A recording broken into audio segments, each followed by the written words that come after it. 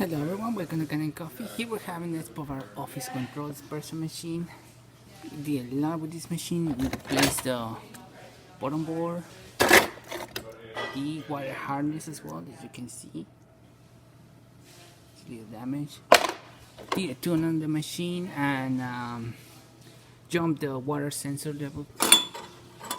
Water sensor that is located around here to make sure that the machine was not filling. So there's too much on this Espresso.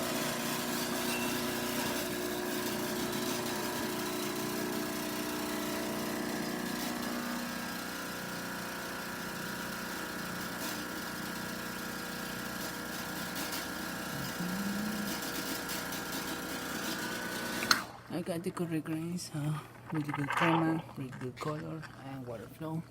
Let's check the hot water. You can see for some reason after using the hot water a little bit, the steam one was losing complete pressure, so no steam was coming out. But as you can see right now, the machine is working perfectly fine. So thank you so much for repairing the Kanen coffee. This is Kanen for more content like this every day.